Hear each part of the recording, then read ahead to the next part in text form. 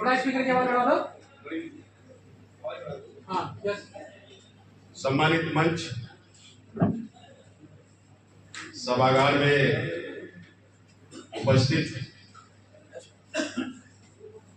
आज के इस कार्यक्रम की अध्यक्षता कर रहे मेरे अनुज आर बाग जी, हालांकि अध्यक्षता कोई बुजुर्ग आदमी करता है। अभी तक जितनी भी अध्यक्षता होती है, पार्टी जी जानते होंगे कि इसमें बुजुर्ग आदमी होते हैं, लेकिन संस्था ने पहली बार ये प्रयास किया है किसी नौजवान को जो है अध्यक्षता के लिए दिया।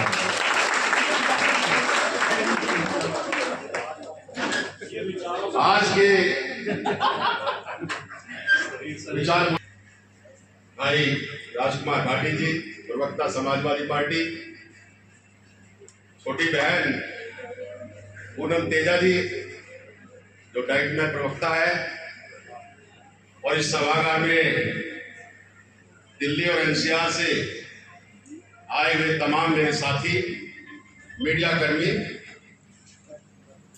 मित्रों, में अपनी बात मैडम से पूर्व हमारे एक साथी करके गए थे, मैं वहीं से प्रारंभ कर रहा हूं। देश विदेश के तमाम पत्रकार ये जानने की कोशिश कर रहे थे कि आज के बाद ये देश भारत आए, भारत आने के बाद सबसे पहले वो गांधी जी के पास पहुंचते हैं। गांधी जी उस समय बंगाल में थी और गांधी जी के पास जब वो गए, गांधी जी सोए हुए हैं। भैया कोल्ड ड्रिंक पड़ जाएगी, पी लेना जितनी तरह पीनी हो।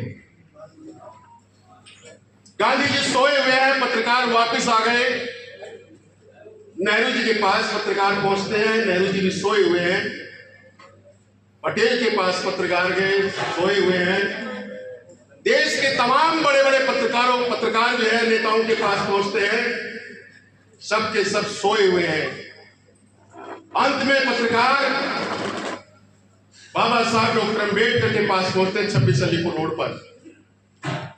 अर्धरात्रि का समय है, पत्रकार बाबा साहब के पास पहुंचते हैं। बाहर जो है उनका सुरक्षा गार्ड बैठा हुआ है। वो बाबा साहब के बारे में पूछते हैं।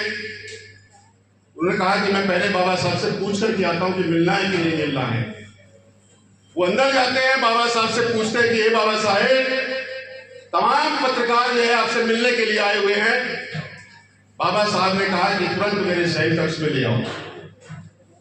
और सैनिक कक्ष में बाबा साहब के पास में पत्रकार पहुंचते हैं और पत्रकार पहला सवाल पूछते हैं कि हे बाबा साहब डॉक्टर अम्बेडकर, हम गांधी के पास गए सोए हुए थे, हम नेहरू के पास गए सोए हुए थे, क्या कारण है कि अभी रात्रि के समय में आप जागे हुए हैं? बाबा साहब ने छोटा सा जवाब दिया, उनका समाज बहुत पहले से जागा हुआ है, इसलिए वह सोए हुए है। मेरा समाज अभी जागा नहीं है, इसलिए मैं सोया नहीं हूं। धन्यवाद के पात्र हैं उदय संस्था, जिन्होंने दिल्ली से बाहर गाजियाबाद के इस क्षेत्र में ये जगाने का काम किया है। और जगाने का काम नहीं, विमर्श का काम किया है। विमर्श, एक नया विमर्श जो है भारत के अंदर चल रहा है, उस विमर्श का काम किया है। मैं अपनी बात आरंभ करने से पहले कुछ नारे लगवाता हूं ताकि आसपास के जितने भी लोग हैं ये जान जाए कि यहां कोई आजादी, लेकिन उन महापुरुषों ने आजादी की लड़ाई में अपनी आहुति दी, लेकिन इतिहास लिखने वाले लोग कौन थे? आज उनका इतिहास में नाम नहीं है। और जब से बाबा साहब डॉक्टर अम्बेडकर ने अपना संविधान लिखा, संविधान लिखने के बाद सबसे पहले अपने 3 गुरुओं को नमन करते हुए तथागत भगवान बुद्ध, कबीर साहेब और ज्योतिबा फुले, माता सावित्रीबाई फुले, वो माता सावित्रीबाई फुले जहां यहां बहन बहुत कम मात्रा में है, जिनके लिए 1848 में उन्होंने विद्यालय खोले। न केवल विद्यालय खोले, शिक्षा की वो अलग जगाई। आज इतनी संख्या में यहां बैठे हुए हैं, ये माता सावित्रीबाई फुले की देन है, जो आज आप यहां शिक्षित लोग बैठे हुए हैं। यदि माता सावित्रीबाई फुले ने शिक्षा के ये द्वार नहीं खोले होते तो बाबा साहब डॉक्टर अम्बेडकर साइमन कमीशन को लेकर के यहां नहीं आते। गांधी जी जो है आंदोलन करने के लिए नहीं बैठते कि Simon commission go back, Simon commission go back. वो ही नहीं चाहता था यहां शिक्षा मिले आपको, कोई भी वर्ग नहीं चाहता था। लेकिन बाबा साहब ने जो गरीबी देखी थी, बाबा साहब का परिवार जानते हैं आप कौन था परिवार? कबीरपंथी परिवार था। साहेब के सबसे पहले रात उठने के बाद कबीर वाणियां जो है उनके कानों में गूंजती थी। और भाटी जी रात के समय उनके पिता, उनके दादा, उनकी बहन, उनकी बुआ सब के सब बैठ करके कबीर साहब को याद करते थे। इसलिए जो है वो जो भाव आया है बंधुत्व का, समता का, समानता का, ये सब का सब जो है तथागत भगवान बुद्ध और कबीर साहब से मिला है। मेरी बहन, छोटी बहन पूनम पांडे जी, मुझे नहीं पता दिल्ली की कौन सी डाइट में है, तेजा जी, पूनम पांडे जी, पूनम तेजा जी जो है, मैं तमाम डाइट में जाता हूं और अभी मैंने आपका एक सिलेबस भी बनाया है 3rd जेंडर पर डाइट के लिए, अगर आपको याद हो। और मैंने पूरे भारत के विश्वविद्यालय का दौरा किया है। मैंने 786 विश्वविद्यालय का भाटी जी दौरा किया। 786 कम नहीं होते विश्वविद्यालय। इस देश के अंदर 1186 विश्वविद्यालय है। देश के अंदर 1186 विश्वविद्यालय में से 786 विश्वविद्यालयों का दौरा किया और 45,000 कॉलेज है इस देश के अंदर। पूनम जी बता रही थी वो डाटा मैं भी बताऊंगा। राजकुमार भाटी जी जो है कई बार जो है उस डाटा को बताते हैं कि कितने प्रोफेसर जो है ओबीसी के हैं और कितने एससी के, कितने एसटी के हैं। जब ये 783 विश्वविद्यालयों का डाटा मैंने जो है एक रिपोर्ट तैयार करके पार्लियामेंट के अंदर वो रखी गई है और उसमें उस समय बता रहा हूं मैं 97 की बात, 75,000 प्रोफेसर लगने थे। उस 75,000 में 1% भी SC/ST का नहीं था। ओबीसी को तो मान लीजिए है ही नहीं। ओबीसी का तो जो आरक्षण आया वो 2007 में आया और उसको लागू किया गया 2010 के अंदर। और उसके बाद 2010 से लेकर के पूरे भारतवर्ष में 2023 में जो है भाटी जी दिल्ली विश्वविद्यालय और पूरे भारत के अंदर लागू किया गया। और कह रहे हैं आप ओबीसी जो जान चुका है। 93 में मंडल कमीशन लागू हो गया। इतना लंबे समय क्यों लगा? 93 से लेके 2007 और 2007 के बाद 2010 में उसको लागू किया गया और विश्वविद्यालयों के अंदर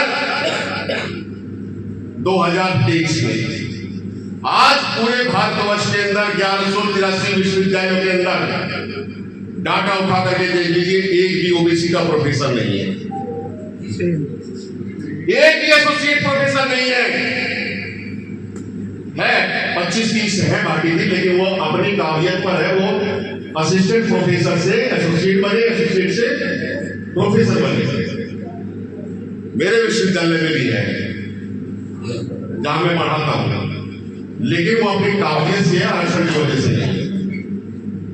एक तरफ आप कह रहे हैं कि आरक्षण आरक्षण, ये आरक्षण है कहां? और ईडब्ल्यूएस आरक्षण वो पूरा का पूरा कंप्लीट है। चाहे आप स्टूडेंट में देख लीजिए, आप कर्मचारी में देख लीजिए, या टीचिंग में देख लीजिए, वो आरक्षण कंप्लीट है। लेकिन एससी एसटी ओबीसी का आरक्षण आज तक किसी ने नहीं भरा। अभी पूनम जी बात कर रही थी, पहले ये लोग कहते थे, जिस समय मैं दिल्ली विश्वविद्यालय में पहला अपॉइंटमेंट मेरा ही हुआ था, टॉपर स्टूडेंट था मैं, इसलिए लगा दिया गया उन्होंने। 3 दिन जो है इंटरव्यू प्रोसेस 3 दिन चला था, और जब 3 दिन चलने के बाद जब नियुक्ति हुई, हालांकि 3 बार जो है इंटरव्यू हुए थे, बाकी की पहले ये लोग क्या कहते थे, SC ST candidates not available, और जब अवेलेबल होने लगे नॉट फाउंड सुटेबल। भाई हमने पूछा ये नॉट फाउंड सुटेबल का क्या पैमाना है? तो जो पूनम जी कह रही थी, हमारे विद्यार्थी, हमारे अभ्यर्थी बीए और एमए में 80% 90% अंक तो ले आएंगे, लेकिन जब इंटरव्यू होता है, वो 30 नंबर का जो इंटरव्यू होता है, उसमें 3 नंबर या 4 नंबर दिए जाते हैं। ये मैं नहीं कह रहा हूं, ये सारी तमाम रिपोर्ट कह रही है। मेरा अपना स्टूडेंट जो मेरे अंडर में बोर्ड में लिस्ट है, लड़का पीएचडी कर रहा है, तमाम पेपर हैं, जब वो कहीं साक्षात्कार के लिए जाता है तो ये कह दिया जाता है, अच्छा तुम टॉपर कैसे बने? तो उन्होंने कहा कि मुझे टॉपर बनाने वाले भी तो आप ही थे, और उसके बाद उनको नॉट फाउंड सुटेबल कर दिया जाता है। तो ये जो स्थितियां हैं आज इस देश के अंदर, आरक्षित कोटा अगर कहीं है, अगर पूरा कंप्लीट है, तो आईएएस में कंप्लीट कोटा है, आईपीएस में कोटा कंप्लीट है, क्योंकि वहां वो लड़ने वाले हैं। लेकिन अभी डाटा आया है परसों, 85 जो है सेक्रेटरी है, आपको तो बांटे जी, आपको प्रवक्ता है जी, आपको तो ये ज्यादा है, 85 प्रवक्ता, उसमें सेक्रेटरी में केवल 2 एससी के हैं, 1 एसटी का है, और ओबीसी का 0% है। संसद में कितने ओबीसी के सांसद हैं? मैं उनकी चर्चा बाद में करूंगा, पहले मैं अपने भाइयों की चर्चा कर लूं। 131 सांसद है, 131 सांसदों में से पता नहीं क्या उनके मुंह में दही जमी हुई है क्या, चाहे वो किसी भी दल के हैं, जब आरक्षण की बारी आती है बोलने पर 2 या 4 ही सांसद खड़े होते हैं। उनके बाद में वो भी कम से कम ये नहीं कि यदि वो कोई बोल रहा है तो उसका समर्थन वो कर दे।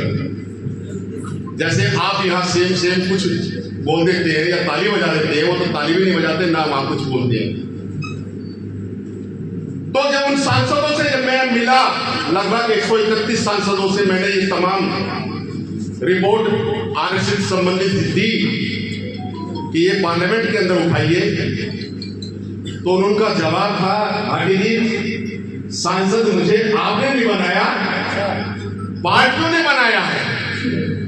हमने कहा पार्टी ने बनाया है, बाबा साहब के संविधान की वजह से तुम हो। यदि बाबा साहब का संविधान ना हो तो तुम सामान्य सीट से लड़ करके निकलो, अगर तुम्हारी जमानत जब्त ना हो जाए तो ये किसी भाई में वो ये कहता है मैं बहुत ताकतवर हूं, मेरे पास पैसा भी है, सब कुछ है। दलित समाज का कोई व्यक्ति अगर वो आरक्षण से किधर सीट वाली पर सीट लड़के दिखा दे, भाई की जमानत जब्त हो जाएगी। लेकिन इन लोगों के गले में तो पट्टा किसका डाला हुआ है? पार्टी का पट्टा है वो। और इस पार्टी के पट्टे के होने की वजह से वो आपकी बात नहीं करते, वो अपने दल की बात करते हैं। यदि वो आपकी बात करते, क्योंकि गांव का व्यक्ति होने के नाते मेरे भाई जो है गांव से निकल करके दिल्ली जैसे महानगर में बहुत सारे प्रोफेसर बने, इंजीनियर बने, डॉक्टर बने, आईएएस बने, आईपीएस बने। कुछ को छोड़ करके मैं कह रहा हूं सभी एक जैसे नहीं है। वो अपने गांव तक नहीं जाते और अपनी जातियां जो है उन्होंने बदल ली। उनकी एक नई जाति हुई है नव ब्राह्मणवाद। लेकिन नया शब्द जो है मेरा, ये मैंने 2010 में आर्टिकल लिखा था, दलितों में पनपता नव ब्राह्मणवाद। ये नव ब्राह्मणवाद क्या है? ये नव ब्राह्मणवाद वो है अपने नाम के आगे कोई गौतम लिख रहा है, कोई सहरावत लिख रहा है, कोई अहलावत लिख रहा है, कोई दरिया लिख रहा है, कोई कुछ लिख रहा है। अपनी जाति भी उसने छुपा ली है गांव से आकर के या शहर में। अगर मैं वहां जाऊं और मुझे पता चले कि मेरा भाई है तो वो अपने मेरा भाई नहीं है। वो क्यों नहीं है? क्योंकि उसने अपना नाम जो है, अपना सरनेम बदल लिया है। वो आधे जाट बन गए हैं, आधे ब्राह्मण बन गए हैं, आधे बनिया बन गए हैं। शेड्यूल कास्ट तो रही नहीं। शेड्यूल कास्ट सिर्फ उसके लिए, वो जॉब के लिए, नौकरियों के लिए, नौकरी पाने तक के लिए है। और जब नौकरी मिल गई तो उसके बाद गांव में और जब जाते तो फलाने का आ गया। आज भी जब कुछ भी हो, भाटी साहब आप भी जाते हो तो लोग कहते हैं कि ये फलाने का आ गया। बाग साहब आप भी जाते हो, चाहे यहाँ सुप्रीम कोर्ट में आप कितने बड़े वकील क्यों ना हो, जब गांव में जाते हो तो हमारी औकात पता चलती है हम कौन है। ये सच्चाई है। एक अनपढ़ भी जो है हमें अपने उससे नाम से पुकारता है। अभी तक जिसकी चर्चा पूनम जी भी कर रही थी, छत्रपति साहू जी महाराज की, 124 साल पहले आरक्षण मिल गया। उस व्यक्ति ने 124 साल पहले आरक्षण दिया। आज उस आरक्षण को हम बचा नहीं पा रहे हैं। हमें नहीं चाहिए ऐसा आरक्षण। हम बात करेंगे रिप्रेजेंटेशन की, अपने प्रतिनिधित्व की। मित्रों, मैं जिस विश्वविद्यालय से आता हूं, मेरे SC ST OBC के सामान्य वर्ग से ज्यादा विद्यार्थी जो है कोर्ट मेडल्स लेकर के आते हैं। सामान्य वर्ग से उनको दबाया गया है। अब जब वो आ रहे हैं तो उनकी सीटें कम कर दी गई है। जहां सीटें जो है 400 थी, आज वो 250 या 150 सीटें हो गई है। जब मैं खुद पढ़ता था 81 के अंदर, 81 में जो है हिसार कॉलेज में मैं पढ़ता था, तो उस समय सीट जो है 50 थी, आज भी 50 की सीटें है। EWS OBC के आरक्षण के बाद कुछ सीटें बढ़ी है, अदरवाइज कोई सीटें बढ़ी नहीं गई। यहाँ प्रवक्ता है भाटी साहब, मैं आपका सम्मान भी करता हूं और इस चीज को आप उठाए। अभी पूरे विश्वविद्यालयों में एडमिशन चल रहे हैं पूरे भारत के अंदर। SC ST का सर्टिफिकेट तो जो है मान्य है, लेकिन OBC का सर्टिफिकेट 1 साल तक मान्य है। आप कोशिश करें, लगभग पिछले साल भी हमारी 10 से 11,000 सीटें खाली रह गई थी दिल्ली विश्वविद्यालय के अंदर। बहुत कोशिश करने के बाद मैं 2 बार एकेडमिक काउंसिल का मेंबर रहा। अपने समय में मैंने पूरी सीटें भरा दी। लेकिन अब जब मैं बाहर हूं, मैं बाहर सड़क पर लड़ सकता हूं, लेकिन अंदर तो मेरे भाई लड़ सकते हैं। लेकिन क्या कारण है कि मेरे OBC के भाई, जहां एकेडमिक काउंसिल में कोई रिजर्वेशन नहीं है, लेकिन कोटे से ज्यादा लोग हैं, बावजूद उसके वो उस चीजों को नहीं खा पा रहे हैं। क्यों? क्योंकि सबको पद चाहिए, बड़ा बड़ा पद। किसी को प्रिंसिपल बनना है, किसी को डीन बनना है, किसी को डायरेक्टर बनना है। इसलिए वो हमारी बात नहीं करते। वो बात किसकी करते हैं? वो बात उनकी करते जो उनके साथ है, जो ये है हमारा। कोई अब आप ये कहे कि SC ST का व्यक्ति आपका अपना है, कोई नहीं है। सबसे पहले टांग अगर खींचेगा तो मेरा भाई मेरी ही खींचेगा। कोई जो है पंडित जी नहीं आएगा, कोई लाला जी नहीं आएगा, कोई राजपूत नहीं आएगा। मेरी टांग खींचने वाला सबसे पहले मेरा भाई आएगा कि ये आगे बढ़ जाएगा। कोई दूसरे नहीं खींचता है।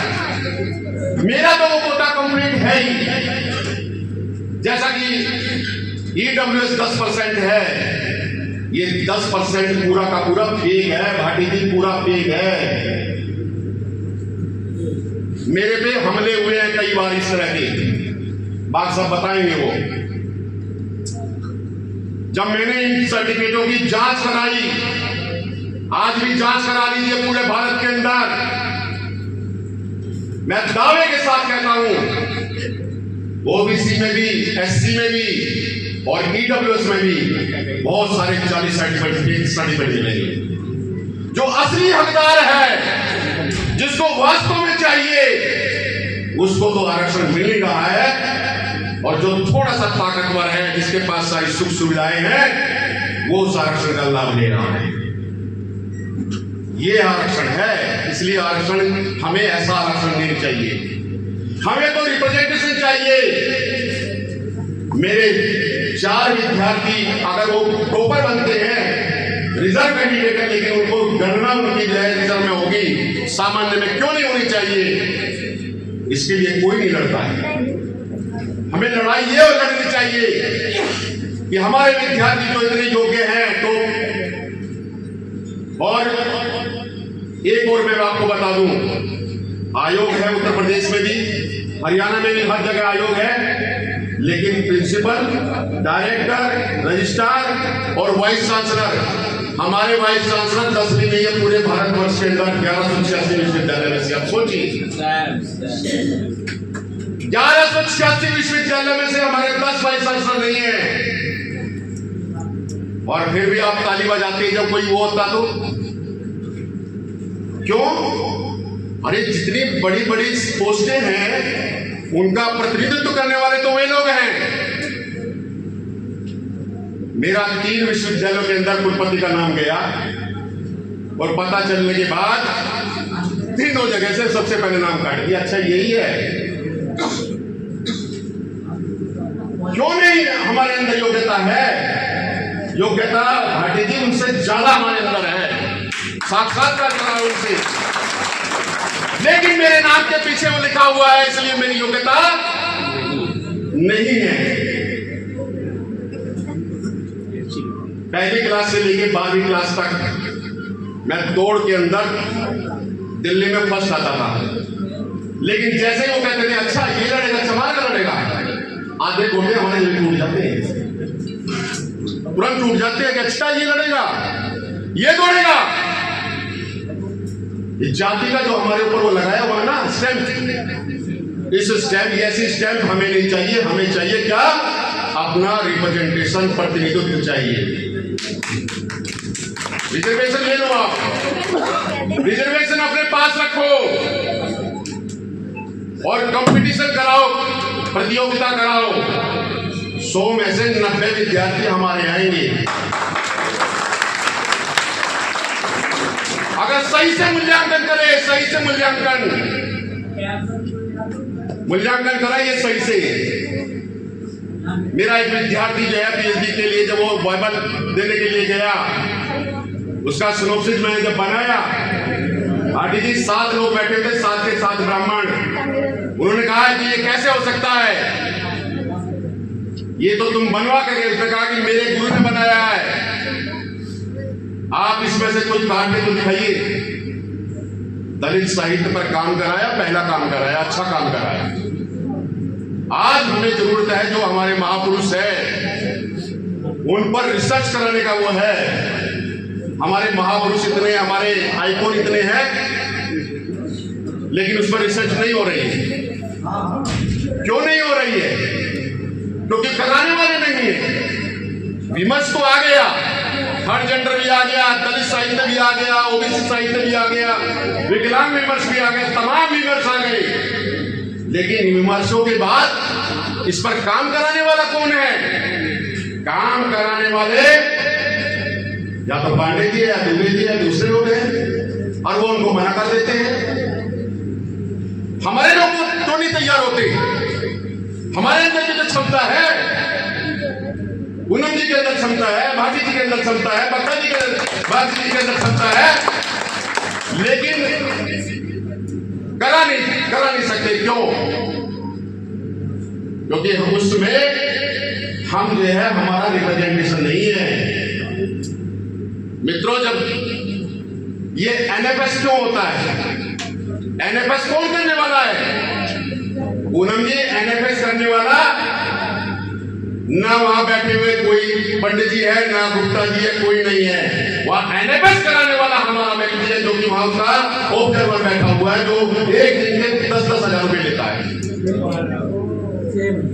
वही हमारा ऑब्जर्वर। किस लिए भेजा गया उसको? अपने बच्चों की देखभाल करने के लिए ऑब्जर्वर नियुक्त किया जाता है।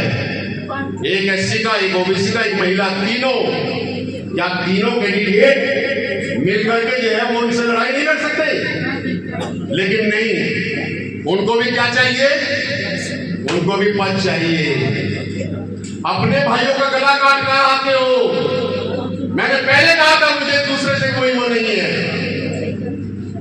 मुझे शिकवा जो है उनसे नहीं है, शिकवा है और शिकायत तो अपने लोगों से है। एनएफएस वो करके आते हैं मैडम।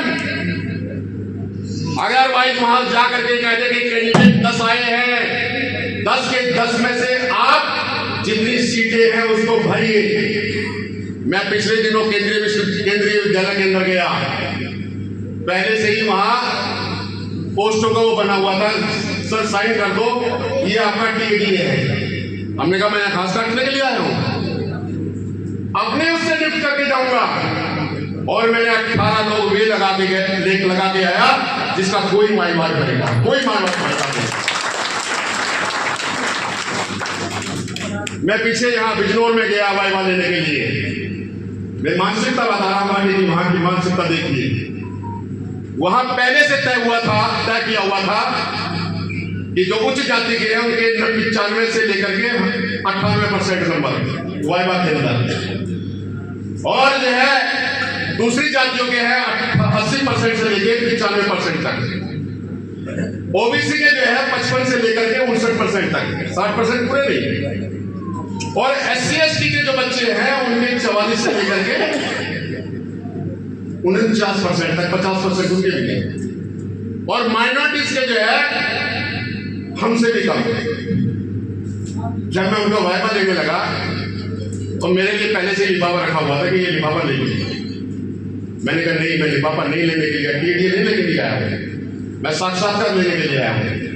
जिन बच्चों के जो है 90 और 95 नंबर दिए हुए थे, वे 45 और 50% के लाइन में, और जो बच्चे 50% वो वाले थे वो 90 और 95% वाले बच्चे थे। यहाँ भेदभाव किया जाता है। हमारे बच्चे आत्महत्या क्यों कर रहे हैं? मैं पूरे डाटा लेके आया था, लगभग 1-1.5 घंटा बोलूंगा। कहां हमारे बच्चे आत्महत्या क्यों करते हैं, किस लिए करते हैं, किस आधार पर करते हैं, किन की वजह से करते हैं? हमारे बच्चों में टैलेंट की कोई कमी नहीं है, लेकिन उनके साथ जातिगत भेदभाव किया जाता है। अभी आया था जो चीज, मित्रों, समय की कमी की वजह से मैं थोड़ा सा उन चीजों को बताते हुए चल रहा हूं। देखिए, ये आप लोगों के लिए सीखने की चीजें हैं। पहले अगर जो वो था, मैं विश्वविद्यालयों की बात करूंगा, विश्वविद्यालयों के अंदर आरक्षण जो है 1975 में आया। हालांकि यूजीसी बनी थी 1953 में, लेकिन 53 से लेकर के 75 तक विश्वविद्यालयों के अंदर आरक्षण बिल्कुल नहीं आया। 75 में आया, और 75 में जब आरक्षण आया तो उसमें केवल ये लिखा गया रिप्रेजेंटेशन 75 से लेकर के फाइल दबी रही। मैंने 86 में जब एमए किया, अच्छे नंबर आए, मैंने कहा चलो प्रोफेसर बनेंगे, तो वहां पर भी नहीं बनने दिया।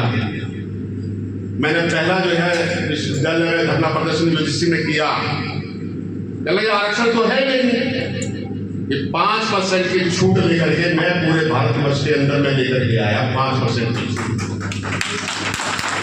कमीशन में गया, एससी कमीशन में गया, वहां भी लंबी लड़ाई, लंबा प्रोसेस है, ये बताऊंगा तो बहुत समय लग जाएगा। और जब ये 5% की छूट मिली, छूट मिलने के बाद दिल्ली विश्वविद्यालय के अंदर 91 के अंदर प्रोफेसर बख्शी जो है वाइस चांसलर होते थे, उन्होंने कहा आपको जो है 5 में से 1 सीट मिलेगी रिप्रेजेंटेशन। 5 सीटें कभी किसी भी डिपार्टमेंट में नहीं आती है, 1-1 सीट आती है बात साहब। और नया डिपार्टमेंट बनता है तो उसमें ये भाटी जी मैं आपको बता दूंगा, आपको वहां बोलने में अच्छा वो लगेगा कि हाँ सही बात कह रहे हैं। जब नया डिपार्टमेंट बनता है, नया विश्वविद्यालय खुलता है या नया कॉलेज खुलता है, तो उसमें 6 लोगों को रखा जाता है। उसमें 6 में जो है 1 प्रोफेसर, 2 एसोसिएट और 3 जो है असिस्टेंट। अब आप लगाइए 6, 1 प्रोफेसर उसमें किसी का रिजर्वेशन नहीं, 2 एसोसिएट उसमें किसी का रिजर्वेशन नहीं, 3 असिस्टेंट उसमें किसी का रिजर्वेशन नहीं, तो 6 के 6 कौन हो गए? सामान्य वर्ग के, यू आर अनरिजर्व। अब आप कह रहे हैं कि नहीं उनको 50% दे दिया गया, मैडम की जयंती 49.5, 6 में से तो 1 भी नहीं मिला, नो भाटी साहब 1 भी नहीं मिला। अब वो क्या करेंगे?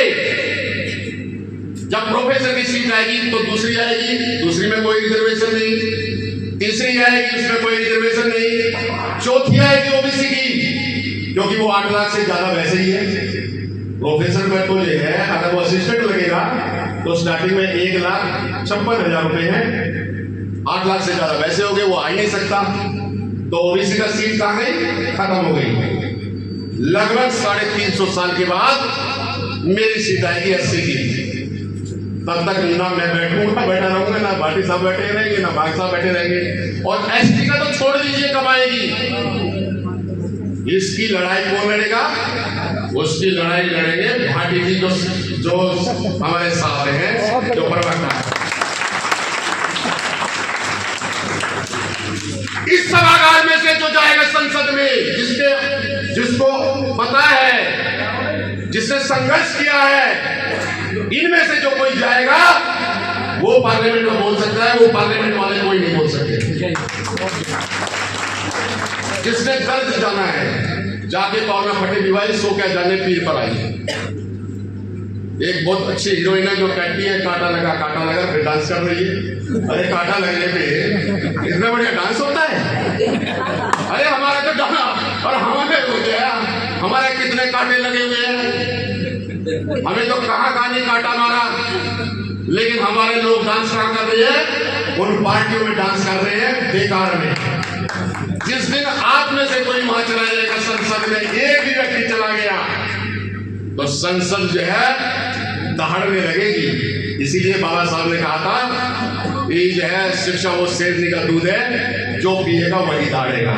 तो असली व्यक्ति निकल करके यहां से जाएगा, इसमें से निकल करके जो जाएगा वो संसद उस दिन जो है बता देगी हाँ कोई व्यक्ति आया था। मैं बड़ी बात नहीं कहता, इतिहास देख लीजिए, बाग साहब बता देंगे। मैंने वे आंदोलन किया, नंगा होकर के भी प्रदर्शन किया है, अकेला नंगा था और मेरे पीछे 200 पुलिस वाले। मैंने कहा यार तुम तो मेरे को वैसे उठा लेते, क्या काम हुआ था? कहने नहीं, हमें पता चला था कि आप बहुत सारे लोग लेकर के आने वाले हैं। तो मैंने कहा भाई लेकर के तो आने वाला था, लेकिन वे ना तो गंजे हुए ना नंगे हुए, मैं अकेला ही आया हूं। और वो पार्लियामेंट से लेकर के यूएन तक खबर बनी और अगले दिन 5% की छूट मिली थी प्रोफेसर के लिए। मैंने इसलिए कहा कि आप में से किसी दिन जो चला जाएगा, मेरे जैसा कोई बंदा चला जाएगा बिना किसी दल के, पार्लियामेंट अपने आप मिलेगी। जा नहीं रही अभी तक। क्यों? क्योंकि मादा नहीं है नहीं, हम लोग, हमारे अंदर वो ताकत नहीं है। हम अपने भाई को तो पीट सकते हैं लेकिन दूसरे को नहीं पीट सकते। क्यों नहीं पीट सकते? नहीं जी, वो हमें मार देगा। क्यों मार देगा? इतना मादा तो रखो। बाबा साहब भी 14 भाई बहन थे, मैं भी 14 भाई बहन हूं, तुम्हारे भी। लेकिन कहावत है कि जंगली जने तो शेर जने, याद आता या नूर या जंगली बाज के अलावा जो गवावे नूर। 14 भाइयों बहनों में से मैं अकेला ही हूं, ऐसा और नहीं है। कभी आप ये सोच रहे सारे ऐसे नहीं है, एक ही बहुत होता है। लेकिन लड़ने का मादा होना चाहिए। मैं कुछ डाटा बता करके अपनी बात को जो है विराम दूंगा। अभी पहले ये बता दूं कि मेरे भाई और मेरी बहन जो है बैकलॉग और उसकी चर्चा कर रही थी। ये बैकलॉग कहाँ से आया और शॉर्टफॉल कहाँ से आया। हर किसी व्यक्ति को शॉर्टफॉल और बैकलॉग के बारे में नहीं पता। ये बैकलॉग क्या है, शॉर्टफॉल क्या है। क्या जी पानी पी लूं? मेरी रक्षा मुखिया भाई कर सकता है। ताली बजा दो। जिस दिन मुखिया जैसे भाई मेरे को 10 मिल गए और राजकुमार घाटी जैसे 5 मिल गए, ये सोचो संसद हिलने लगेगी।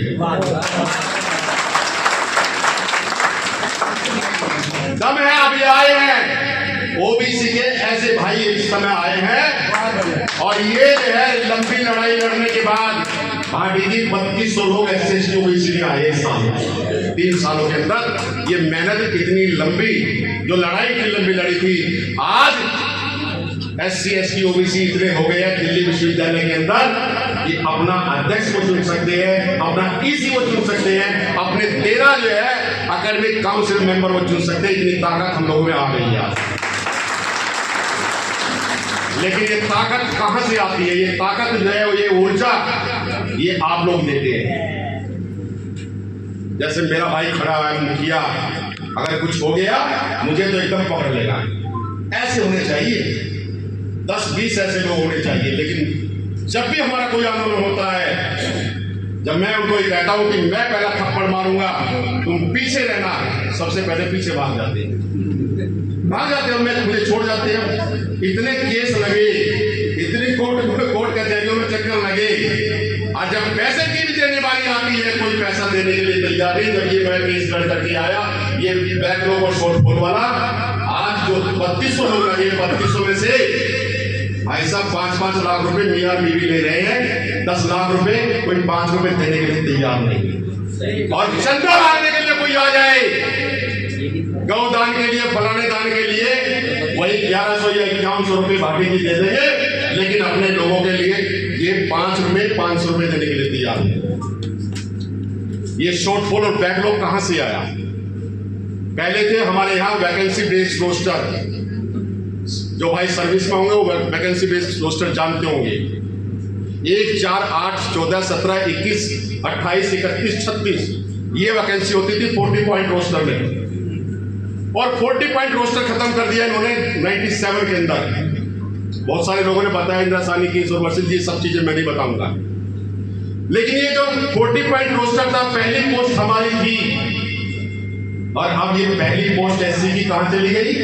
7वीं पे चली गई। देखिए कितना बड़ा धोखा जो है हमारे साथ हुआ है। कोई नहीं लड़ा। पहली पोस्ट जो मेरी थी वो कहां चली गई? 7वीं पे चली गई। और चौथी पोस्ट ओबीसी को चली गई। लेकिन उसके बावजूद जब 97 में ये आया तो 97 में जितनी वैकेंसी थी, ये सारा का सारा क्या है? ये शॉर्टफॉल है। दिल्ली विश्वविद्यालय के अंदर 2005 में अपॉइंटमेंट शुरू हुआ। फिर 97 से लेके 2005 तक आप लगाइए कितना जो है बैकलॉग और शॉर्टफॉल हो गया। कुछ वैकेंसी भरी गई, लगभग 600 वैकेंसी। इसके बाद 2005 के बाद 2014 700 कुछ वैकेंसी भरी गई, 753 या 786 वैकेंसी भरी गई। वो बैकलॉग और शॉर्टफॉल जो है फिर रह गया। इसके बाद ये वैकेंसी 2023 में आई। अब आप देखिए कि 97 से लेकर के और 2013 का जो बैकलॉग 200 पॉइंट रोस्टर था, बीच में 13 पॉइंट रोस्टर आया, सारी की सारी वैकेंसी मैडम वो बैकलॉग और शॉर्टफॉल की आज खाली पड़ी है। कौन लड़ेगा इसके लिए? इसके लिए कौन लड़ने वाला है? इतना बड़ा बैकलॉग और शॉर्टफॉल जो है पूरे भारतवर्ष के अंदर 17 लाख लिख लीजिए, 17 लाख वैकेंसी प्रोफेसर्स की है, लेकिन 2% से लेके 5% तक भरी गई है। 5% SC ST की, 2% जो है OBC की, पूरे भारतवर्ष के अंदर। अभी मैं जो अभी हाल ही में जो है डाटा आए, उन डाटा में जो है OBC में जो है अभी वैकेंसी 80% खाली पड़ी हुई है। 80% जो है वैकेंसी खाली पड़ी है OBC की, और SC की 83। ये प्रोफेसर की बता रहा हूं सर। 80 जो OBC में 20% जो लोग लगे हैं, मेरे पास तो नाम है कहाँ लोग लगे, लेकिन वो अपनी उससे काबिलियत से, लेकिन उनको भी गिन दिया गया है। आपको तो पता 8 लाख से ज्यादा वो है तो आएगा ही नहीं उसमें, ना एसोसिएट आएगा ना प्रोफेसर आएगा। तो जो 80% जो प्रोफेसर है वो OBC के खाली पड़े हुए हैं, ST के जो है 83% खाली पड़े हुए हैं, और 307 में से SC ST के जो स्वीकृत पद है 65%, उसमें 307 में से 108 जो है वो भरे गए हैं, बाकी सारे के सारे खाली पड़े हुए हैं। अन्य पिछड़ा वर्ग OBC के 883 में से 275 के लिए जो है 69% भरे गए हैं, बाकी पद सारे के सारे खाली पड़े हुए हैं। इसी प्रकार से SC में 51% पद जो इन्होंने भरे हैं, 632 में से 308 पद भरे हैं, और इसी प्रकार से प्रोफेसर में जो OBC 423 थे उसमें से 84 जो है वे ही भरे गए हैं, और वे भी भरे जो गए हैं वो NCL वाले नहीं है, दूसरे वाले हैं। जहां SC ST में 83% पद थे, वहां 144 में से केवल 24 पद जो है वो भरे गए हैं। इसी प्रकार से जो है SC के अंदर जो है 64% पद आज भी खाली पड़े हुए हैं। 308 में से 111 पद जो है वो भरे गए हैं, और इसी तरह से एसोसिएट प्रोफेसर जो कि 8000 से जो है वहां पर भी OBC का वही है, तो लगा दिया गया उनके ऊपर वो। जहां ST के स्वीकृत पद 65% थे, 307 में से 160 जो है भरे गए हैं। OBC में 883 में से 275 यानी कि 69% भरे गए हैं।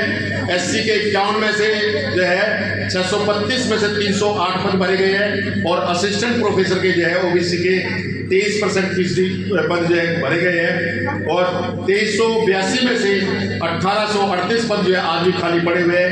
इसी प्रकार से ST के 15% भरे गए हैं, 704 में से 595 भरे गए हैं। SC के 14% भरे गए हैं, 1330 में से 1080 जो है वो पद भरे गए हैं। तो ये डाटा मैंने सेंट्रल यूनिवर्सिटी का दिया है। स्टेट यूनिवर्सिटी का अगर मैं देने लगूंगा तो बहुत लंबा हो जाएगा। इतने पद खाली भरे हुए हैं कि कोई भी खाली जो हमारे SC ST के रिसर्च स्कॉलर्स है वो कोई भी खाली नहीं बैठा मिलेगा। इतनी पोस्टें भरी खाली पड़ी हुई है। इवन मैडम 11 डाइट है, डाइट 11 आपकी दिल्ली के अंदर? सर मेरा बुलंदशहर। अच्छा, दिल्ली के अंदर 11 डाइट है, टोटल मिला करके प्राइवेट 19 डाइट है। अब आप देखिए 19 डाइट में से प्राइवेट में एक भी not a single person SC ST। और भाटी जी, गवर्नमेंट ऑफ इंडिया का ब्रोचर ये कहता है, जितने भाई यहाँ बैठे किसी को जानकारी नहीं होगी, आप जाकर के गूगल पे वो करना या ब्रोचर देखना गवर्नमेंट ऑफ इंडिया का। गवर्नमेंट ऑफ इंडिया का ब्रोचर जिसमें SC ST कमीशन का जो है बनाया गया आर्टिकल 338 के अंतर्गत पेज नंबर 160 और 161 पे लिखा हुआ कि अगर कोई भी संस्था, कोई भी सरकारी या गैर सरकारी संस्था आप उससे ग्रांट लेते हैं तो 22.5% और 27% रिजर्वेशन आपको कंप्लीट करना पड़ेगा, नहीं तो आपकी रिपोर्ट जो है वो बंद कर दी जाएगी, आपका जो है अनुदान बंद कर दिया जाएगा। लेकिन कोई भी संस्था, कोई भी विश्वविद्यालय, कोई भी IIT IIM, तमाम इतने IIT IIM वगैरह है, और इतने जो है 1186 जो है 83 विश्वविद्यालय है, 45,000 जो है महाविद्यालय है, किसी को भी जानकारी होते हुए भर नहीं रहे। ये कौन कराएगा? ये कौन भरवाएगा? ये नैतिक दायित्व बनता है जो आज इस यहाँ आए हैं या उदय संस्था जो बैठी हुई है भाग साहब, आप इन सवालों को सुप्रीम कोर्ट में एक के बाद एक PIL डालिए। एक और केस जो है मैं आपके संज्ञान में भाटी दिलाना चाहता हूँ, क्योंकि आपके जो सांसद हैं कुछ वो उठा सकते हैं, बल्कि उनके पास वो बात नहीं है। दिल्ली विश्वविद्यालय के अंदर 25 साल से कोई अपॉइंटमेंट नहीं हुआ है। अब जब वो अपॉइंटमेंट हुए OBC के, SC ST के, तो उनका जो एडहोक सर्विस थी वो 15 साल की, 20 साल की, 25 साल की, 4 साल के गिनने के उनके जो है करना हुई है। वे हमारे SC ST OBC के जो अभ्यर्थी हैं जो अभी असिस्टेंट प्रोफेसर लगे हैं, वो कभी एसोसिएट प्रोफेसर और प्रोफेसर बन ही नहीं सकते। ये केस मैंने 2 दिन पहले ही SC कमीशन में और OBC कमीशन में पार्लियामेंट्री कमेटी में डाला है। यदि मुझे वहां से कोई राहत नहीं मिलेगी तो मैंने बाग साहब से कहा है चाहे कितना भी पैसा लग जाए, हालांकि दूसरे लोग इतने सचेत हैं, उन्होंने अपना वकील कर लिया, 1 करोड़ रुपया उन्होंने इकट्ठा कर लिया और मुझे 1 लाख रुपए नहीं दे रहे। अब सोचिए, मुझे 1 लाख रुपए नहीं दे रहे हैं, उनको 1 करोड़ रुपया। मैंने कहा 1 लाख रुपया किस लिए चाहिए? 1 लाख रुपए मुझे पेपरों के लिए चाहिए, जो वहां लगभग 1186 विश्वविद्यालयों में जाएंगे। पेपर तो बहुत लगेगा, कई लाख रुपए लगेंगे, लेकिन 1 लाख रुपए देने के लिए भी कोई तैयार नहीं है। क्यों? क्योंकि जो है अपने उस भाई को दे देंगे वो पैसा, मेरे को नहीं देंगे। जो वास्तविक रूप में जो लड़ाई लड़ने वाले हैं, तो भाटी जी ये सबसे बड़ा जो हमारे बच्चों को सबसे बड़ा नुकसान हो रहा है। आज वो जो लगे हैं लोग, वो जो है डायरेक्ट प्रोफेसर बनने पे 4.5-5 लाख रुपए तनख्वाह ले, लेकिन आज वो 1.25 लाख रुपए तनख्वाह, 1.5 लाख रुपए ले। कितना फर्क लगेगा, देखिए ना। बड़ा अच्छा लगता है। जिस दिन मैं प्रोफेसर बन के आया, प्रोफेसर बना, तो मेरी बेटी भी प्रोफेसर है। गांव के अंदर 2 ही हम प्रोफेसर हैं, मेरी बेटी और मैं। अपने समाज में नहीं, मैं सामान्य वर्ग की बात कह रहा हूँ, सारे पूरे गांव के अंदर। जबकि इतना बड़ा गांव है मेरा, करोड़पति और लखपति एक मैं बताने लगूं तो 12-12 करोड़ रुपए लेकर आता है, लेकिन जो है शिक्षा पर ध्यान नहीं देते। इसलिए मित्रों, शिक्षा वो शेरनी का दूध है, जो पिएगा वही दाड़ेगा, बाबा साहब ने कहा है। आप अपने बच्चों को यहां से एक संकल्प लेकर के जाए, कुछ करो या ना करो, लेकिन कम से कम अपने बच्चों को engineer, doctor, professor, IAS IPS वो तमाम शिक्षा दीजिए, दिलाइए, जो कि आने वाले समय में आपका और आपके जो पूर्वज है उनका नाम करे। मैं ज्यादा ना बोलते हुए अपनी बात को विराम देते हुए, ये हत्या कितनी, हमारे बच्चे आत्महत्या क्यों करते हैं, ये आपके लिए बाग साहब पार्लियामेंट के लिए भी हमारे अभी पीछे आया था, और उसमें कॉलेज टू कॉलेज जाकर के हमने देखा कि कितने बच्चे हमारे आत्महत्या करते हैं, कितने हमारे टीचर्स ने आत्महत्या की। जो पार्लियामेंट क्वेश्चन जो है उठाया गया उस पार्लियामेंट क्वेश्चन में जो आया, जो जवाब दिया गया, देखिए विश्वविद्यालयों की बात कर रहा हूँ मैं, कॉलेज की बात नहीं कर रहा हूँ। 2018 में 11 लोगों ने आत्महत्या की, 2019 में 16 लोगों ने की। छात्रों की बात बता रहा हूं मैं, 2020 में 5 बच्चों ने की, 2021 में फिर 16 ने की, 2023 में 6 लोगों ने। तो इस तरह से इतने लोगों ने आत्महत्या की, और अभी जो आंकड़े आए हैं वो हजारों में आंकड़े आए हैं जो कॉलेजों को लगा करके। एक बात और कहते हुए मैं अपनी बात को समाप्त करूंगा। मित्रों, एक सबसे बड़ा जो वो है, मेरी इस बात को जो है अन्यथा ना लेना, और उस बात को जो है आज ही ट्विटर पर या प्रेस वार्ता के अंदर भाटी जी इस चीज को कहे। 17,779 POP लगे हैं, प्रोफेसर ऑफ प्रैक्टिस, वे सारे के सारे आपके पोस्ट के हैं OBC के, OBC SC ST के 17,779 पोस्ट जो है उन्होंने किसकी भरी है? POP, प्रोफेसर ऑफ प्रैक्टिस, जिसके लिए कोई इंटरव्यू नहीं होता। 5 लाख रुपए 5 साल के लिए तनख्वाह देनी पड़ती है उनको। चाहे पकौड़े तलो आप, चाहे आप वो बनाइए, चाट बनाइए, चाहे आप जो है चौक से वो जो प्रजापति समाज के लोग होते हैं वो बनाइए, मतलब कोई भी किसी में भी आपकी कुशलता है, वो आपको बच्चों को बनानी है, वो 5 लाख रुपए वो प्रोफेसर लेके जाएगा। सोचिए आप, और सप्ताह में कितने दिन आएगा? 3 दिन आएगा। वो मेरी पोस्ट है, वो आपकी पोस्ट है। जितने भाई यहाँ बैठे हुए SC ST OBC की पोस्ट है, लेकिन कौन लोग लगे हैं? ये वे लोग लगे हुए हैं जो जिनके पास कोई योग्यता नहीं है, किसी प्रकार की योग्यता नहीं है। ये वो तो सर गरम घाव है, अब तो गरम घाव, अब तो चोट लगनी चाहिए, लग जाने चाहिए ना। घाव में है, मांग नहीं है। ये घाव जितना घाव बढ़ेगा उतना मजा आएगा। अगर घाव पे मरहम लगा दी तो उस पर जो है वो बैठ जाएगा। नमक लगा, इस पर तो नमक छिड़कना चाहिए, नींबू छिड़कना चाहिए। तो मित्रों, ये सारी पोस्टें जो है बहुत सारी वो है प्रोफेसर के, उसके उसमें बताने लगूंगा तो कई घंटे लग जाएंगे। बहुत गहन अध्ययन किया है, रिसर्च किया है इसके, अब जाकर के ये सब चीजें निकल करके आई है। आप लोग यहाँ आए और आप लोगों ने सुना, इसके लिए मैं उदय संस्था का, और देखिए आने के बाद यहाँ खाना पीना होगा, खा पी करके चले जाएंगे, हाथ पूछेंगे, लेकिन यहाँ से जब जाए तो कम से कम सोच विचार के जाए कि मैं इस यहाँ से कुछ लेकर के जाऊँ। एक संकल्प लेकर के जाइए कि मैंने अपने समाज के लिए जो है लड़ना है। मित्रों, 46 साल हो गए हैं, मुझसे जो मर्जी पूछना पूछ लीजिए। 46 साल हो गए मुझे दिल्ली विश्वविद्यालय के अंदर। मैंने 46 वर्षों में भाटी जी कोई पर्ची नहीं काटी है। जो भी पैसा लगाया अपने घर से लगाया, अपने उससे लगाया।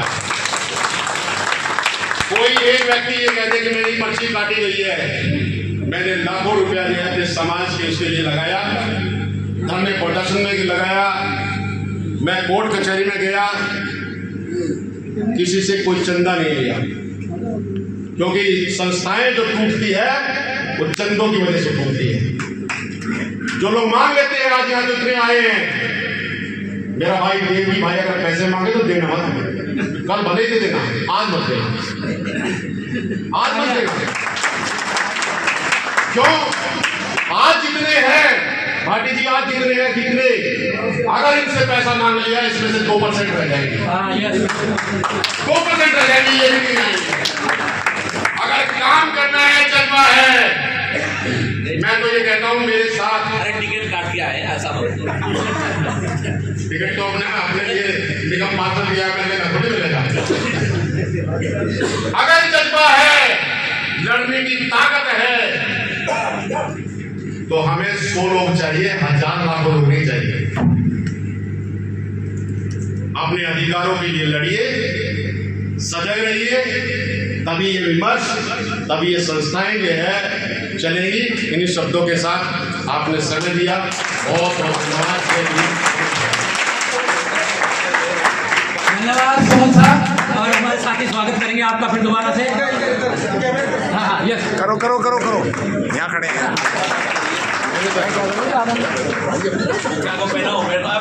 मैं बनाऊंगा, मैं